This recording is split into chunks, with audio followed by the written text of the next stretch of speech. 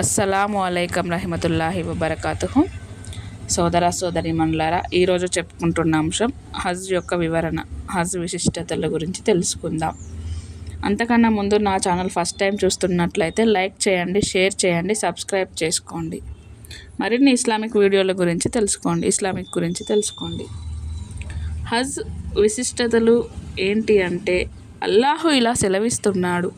ప్రజలపై అల్లాహకు ఉన్న హక్కు ఏమిటంటే, ఈ గృహానికి వెళ్ళే శక్తిగల వారు దాని హజ్ను విధిగా చేయాలి.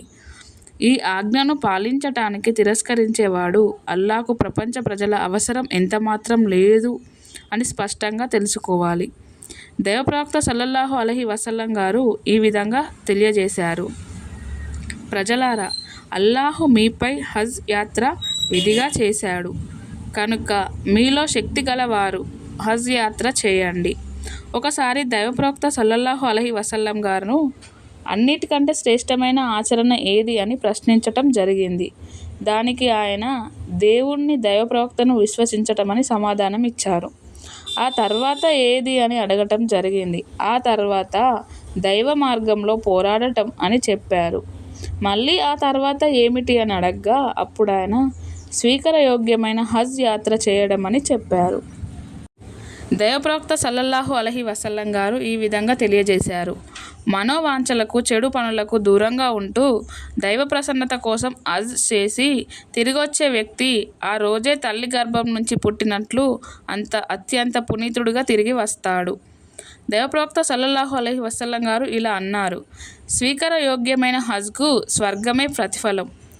ఆయన ఇలా అన్నారు. హజ్ గతంలో మనిషి వల్ల జరిగిన పాపాలన్నింటినీ తుడిచివేస్తుంది. ఒక హదీస్ ప్రకారం దైవప్రవక్త సల్లల్లాహు అలైహి వసల్లం గారు ఈ విధంగా తెలియజేశారు. హజ్ యాత్ర చేయటం వృద్ధులకు, బలహీనులకు, స్త్రీలకు జిహాద్ చేయడంతో సమానం. ఇంకో హదీస్లో ఆయన ఈ విధంగా తెలియజేశారు. హజ్, ఉమ్రా యాత్రలకు వెళ్ళే వాళ్ళు దేవుని అతిథులు. వారు గనక దువా చేస్తే దేవుడు వారి దువాలను ఆమోదిస్తాడు. వారు తమ మన్నింపు కోసం వేడుకుంటే ఆయన వారిని మన్నిస్తాడు. దైవప్రవక్త సల్లల్లాహు అలైహి వసల్లం గారు ఈ విధంగా తెలియజేశారు. తాను హజ్ చేయాలి అని అనుకునే వ్యక్తి దానికోసం తొందరపడాలి.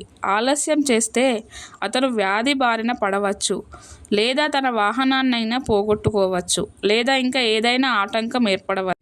ఆయన ఇంకా ఇలా అన్నారు. వీలైనంత త్వరగా హజ్ చేసుకోండి. ఎవరికి ఎప్పుడు ఏ ఆటంకం వచ్చేది తెలియదు కదా.